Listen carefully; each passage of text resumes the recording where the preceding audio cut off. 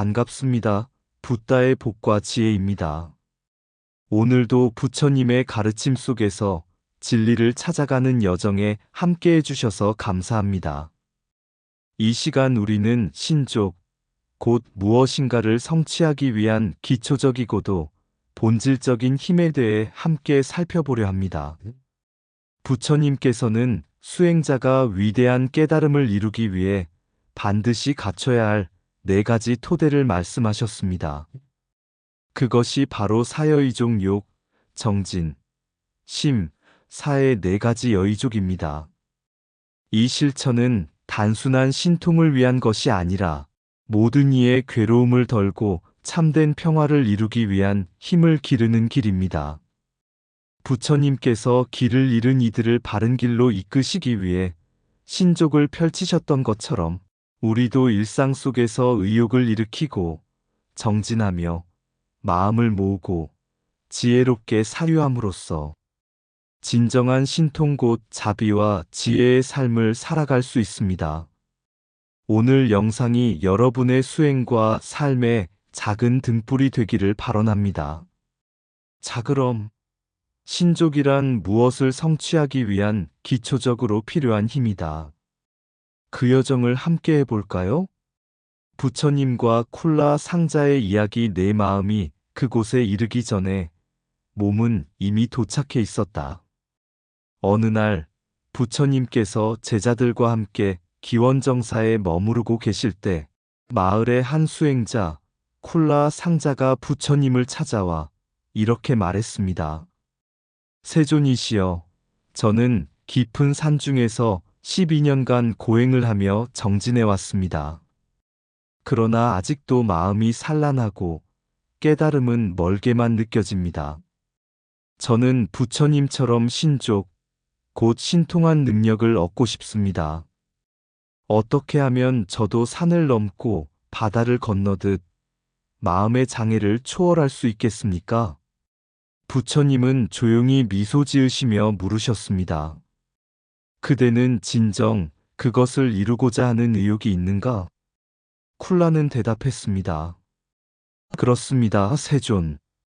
저는 간절히 원하고 있습니다.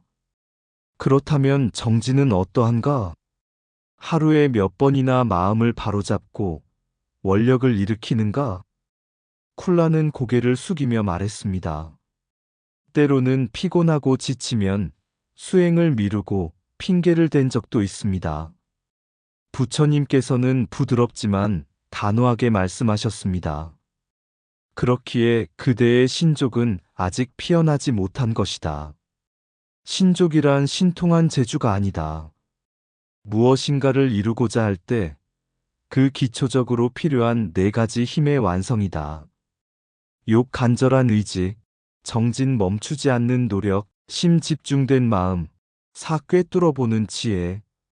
이 4가지가 갖추어질 때 몸이 걷기 전에 마음이 먼저 도달하고 마음이 향하는 곳마다 몸은 장애 없이 이르게 되리라.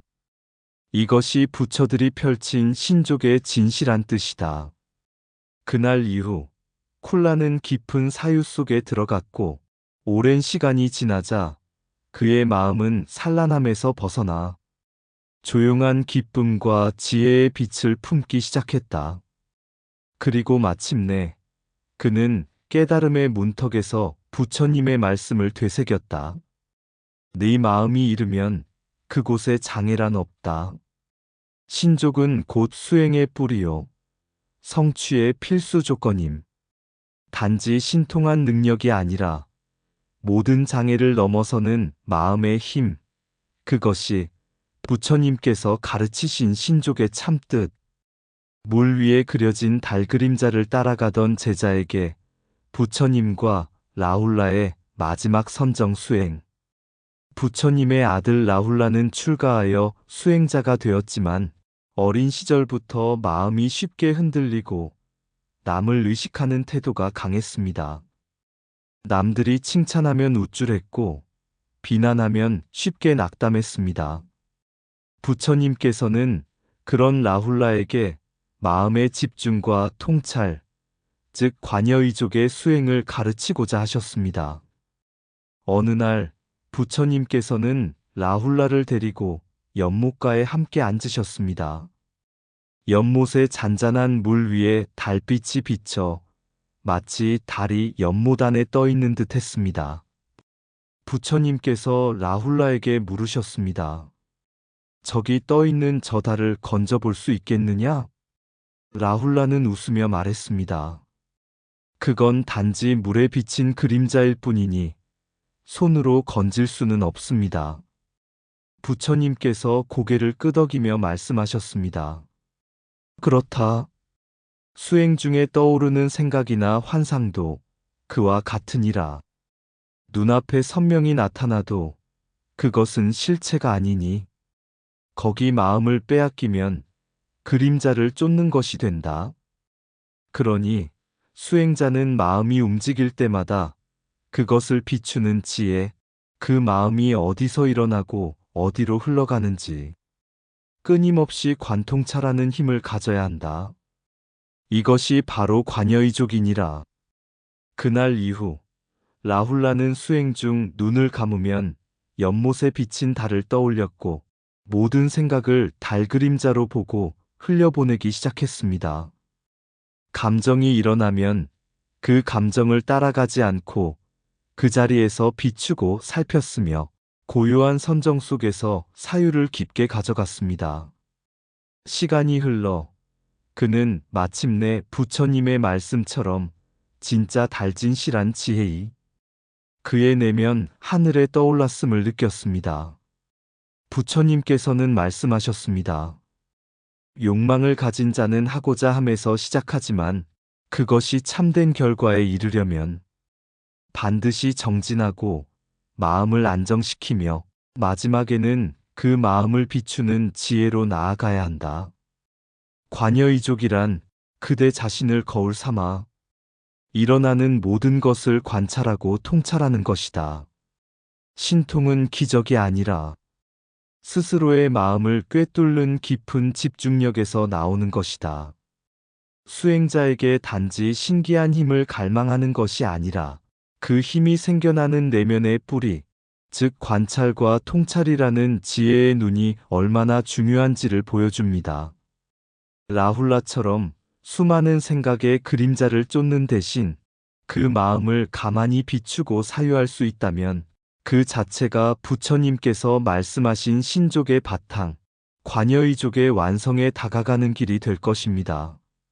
마음이 움직이는 곳을 관하라. 거기서 진리의 싹이 움튼다. 모든 신통은 마음을 다스리는 데서 비롯된다. 밖을 보기 전에 안을 보라. 달을 업고자 한다면 물에 비친 그림자에 손을 넣지 마라. 생각은 흐르는 물과 같다. 집착하지 않으면 그 맑음이 지혜로 변한다. 관여의족은 외적 기적이 아니라 내면의 정막 속에서 피어나는 통찰이다. 하고자 하는 마음은 불씨요, 정진은 불길이며 관찰은 그 불을 밝히는 등불이다. 세상을 바꾸려 하지 말라. 그보다 먼저 너의 마음결을 비춰보라. 신통이란 몸을 하늘로 띄우는 것이 아니라 마음을 어둠에서 들어올리는 일이다. 깊은 고요 속에서 자신을 본 자는 1000개의 눈을 얻은 자보다 더 밝다. 마음은 늘 말한다. 나를 보라. 그리고 놓아주라. 욕망 위에 정진을 세우고 정진 위에 통찰을 세우면 거기 신족이 피어난다. 진정한 힘은 집중된 마음에서 시작되고 통찰의 눈으로 완성된다. 세상의 온갖 기적보다 마음을 꿰뚫는 지혜 한 줄기가 더 위대하다. 흐르는 생각을 따라가지 말고 그 흐름을 바라보라. 거기에 자유가 있다.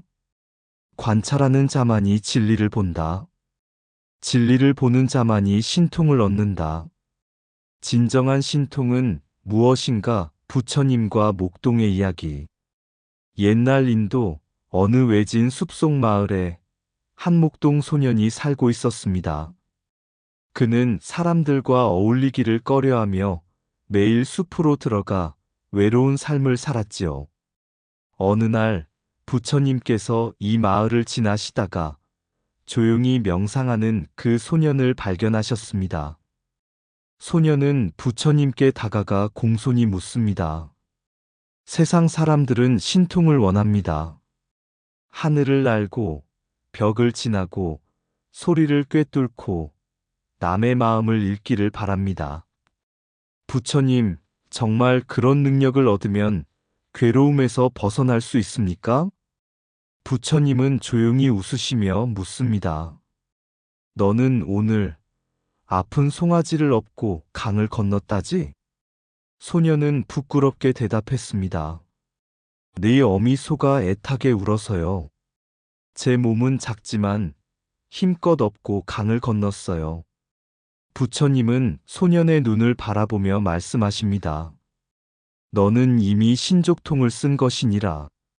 남의 고통을 보고 내 몸을 아낌없이 내어준 것, 그것이야말로 하늘을 나는 것보다 더 높은 신통이니라. 소년은 어리둥절한 표정으로 다시 묻습니다. 그럼 천이통이나 타심통 같은 능력은 부처님만 가지신 것 아닙니까? 부처님은 고요하게 숲을 둘러보시며 말씀하십니다. 천이통은 멀리 있는 소리를 듣는 것이 아니다.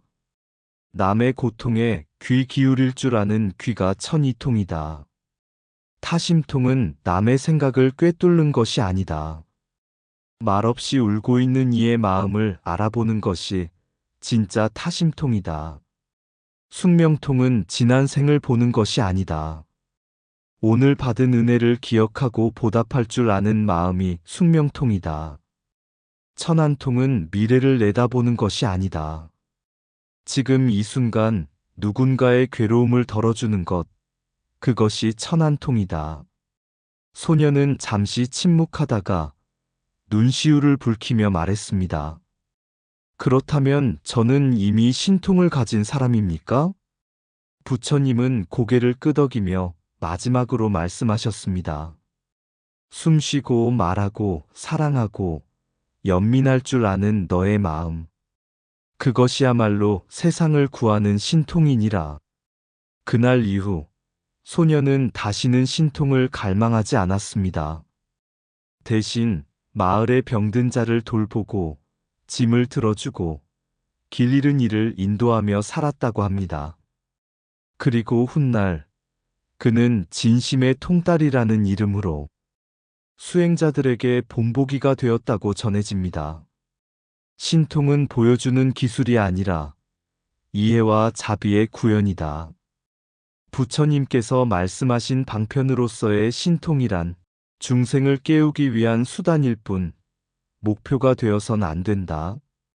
사람의 마음을 알고 괴로움을 덜고 사랑할 줄 아는 것, 이것이야말로 불교가 말하는 진정한 신족이다. 신통은 하늘을 나는 것이 아니라 아픔을 함께 짊어지는 것이다. 남의 고통에 귀 기울일 줄 아는 귀가 천이통이다. 말없이 우는 이를 알아보는 마음이 타심통이다. 은혜를 기억하고 보답할 줄 아는 마음이 숙명통이다. 누군가의 괴로움을 덜어주는 눈이 천안통이다. 한 걸음 더 걷는 자비의 발걸음이 진정한 신족통이다. 신통은 보여주는 기술이 아니라 꿰뚫는 사랑이다. 신통으로 중생을 감동시킬 수는 없으나 자비로는 가능하다. 무소의 뿔처럼 홀로 가는 힘도 연민이 없다면 공허하다. 진정한 기적은 미소 하나로 누군가의 마음을 밝히는 것이다. 하늘을 날기보다 땅에 무릎 꿇고 고통을 어루만질 줄 아는 것이 신통이다. 몸은 작아도 큰 자비는 세상 끝까지 미친다. 보이지 않는 마음을 꿰뚫는 눈이 가장 밝다. 신통은 끝이지만 자비는 언제나 시작이다. 부처는 재주로 존경받지 않고 자비로 기억된다. 옛날 사와티 성 외곽에 가난한 나무꾼이 살고 있었습니다. 그는 이름 없는 자였고 배운 것도 없었으며 하루하루 나무를 해다 팔아 겨우 가족을 먹여 살리는 생활을 하고 있었습니다. 어느 날 우연히 부처님의 설법을 멀리서 듣게 된 그는 사람은 마음을 바르게 하여 한 생각을 모으면 누구나 진리를 향해 갈 수 있다는 말씀에 감동했습니다. 그는 결심합니다. 나는 아무것도 없지만 내 마음 하나만은 바르게 다스리리라. 그날부터 그는 새벽마다 나무를 하러 가기 전 단 3번 나무 아미타불을 외우며 마음을 모았습니다. 그는 길게 염불하지도 않았고 눈을 감고 앉아있지도 않았습니다. 다만 나무를 치고 오르기 전 땀을 훔치며 바르게 마음을 가다듬었습니다. 수년이 흐르고 나무꾼이 병들어 세상을 떠날 때가 되었습니다. 그가 숨을 거둘 즈음 그의 얼굴은 편안했고 방 안엔 연꽃향이 퍼졌습니다. 그의 아내가 슬퍼하며 말했습니다. 이 사람은 평생 부처님 곁에도 가지 못했는데 어찌 저리 평화로운 얼굴일까요? 그때 마을 근처를 지나던 안한존자가 미소 지으며 말했습니다. 그는 3번의 연불 속에 온 생애의 정성과 바른 마음을 다 바쳤습니다. 바르게 모은 한 생각은 수천 번 외운 헛된 입놀림보다 깊습니다. 초발심시 변정각. 바로 그 마음이, 그 순간이 이미 깨달음의 문을 연 것입니다. 수행은 길게 하는 것이 아니라 집중하여 바르게 하는 것. 신통이나 형식이 목적이 아니라 마음 하나를 바르게 세우는 것이 본질. 부처님은 신비한 재주보다 올바른 한마음, 바른 정성, 초발심의 힘을 귀히 여기심. 한 생각을 바르게 모으면 천만 겁의 어둠이 걷힌다. 바르게 모은 마음 하나가 수천 번의 연불보다 깊다. 초발심의 순간이 바로 깨달음의 시작이다. 신통은 기이함에 있지 않고 바름에 있다. 마음이 정해진 곳에 도가 깃든다. 길게 하는 것이 아니라 깊게 하는 것이다. 하루의 수행도 정성스러우면 그것이 곧 깨달음의 씨앗이다. 깨달음은 먼 곳에 있지 않다. 지금 이 마음이 바로 그 길이다. 정성스러운 한숨이 1000가지 재주를 대신한다. 형식은 허물어지고 마음은 남는다. 진리는 멀리 있지 않다. 바로 그 자리, 바로 그 마음에 있다. 마음을 모은 그 순간 열반이 시작된다. 사라지는 몸보다 모아지는 정신이 귀하다. 바르게 행한 작은 실천이 우주의 길을 여는 열쇠다. 그대가 바르게 일어선 마음 하나가 부처의 길을 연다. 마음을 모으는 순간 모든 길이 열린다. 어느 날 부처님께서 제자들과 함께 숲속을 지나가시다가 조용히 앉아 명상을 하셨습니다. 그때 한 제자가 다가와 여쭈었습니다. 세존이시여, 저는 왜 오랜 세월 수행을 해도 깨달음의 빛이 보이지 않을까요? 저는 수많은 연불도 하고 경전도 외웠으며 신통에 대한 수행도 해보았습니다. 부처님께서는 잠시 제자의 눈을 바라보시고 조용히 말씀하셨습니다. 그대여, 바람 많은 들판에서 불을 피울 수 있는가? 제자가 대답했습니다. 바람이 불면 불씨가 꺼지니 불을 피우려면 먼저 바람을 막아야 합니다. 부처님은 미소 지으시며 말씀하셨습니다. 마음이란 그 불씨와 같다. 바람처럼 흐트러진 생각 위에선 아무리 좋은 수행도 타오르지 못한다. 그대가 찾는 깨달음은 바람을 막고 마음을 모으는 그 순간부터 시작된다. 그제야 제자는 조용히 합장하며 고개를 숙였습니다. 그리고 그날부터 그는 하루 단 한 번의 연불이라도 마음을 모으고 정성을 다해 바르게 외웠습니다. 그의 수행은 이전보다 짧아졌지만 깊어졌습니다. 그리고 마침내 그는 깊은 선정 속에서 고요한 깨달음의 빛을 보았습니다. 요교이족, 그 첫 마음 하나가 모든 도의 시작이다. 마음을 모으는 그 순간 부처의 길이 열립니다. 마음을 모으는 그 순간 바람 부는 들판에 불씨 하나 흩어지는 생각 속에 깃든 마음. 긴 연불도 깊은 경전도 길게 뻗은 길 아닌 한순간 모인 마음에 닿으리니 초발심에 그 불꽃 하나 정각의 문을 두드리는 열쇠. 흐트러짐 없이 마음 다스리면 어둠 거치고 빛이 온다. 노스님 말씀 따라 바로 그 순간 정성 담아 온전한 마음 한 점 모으라.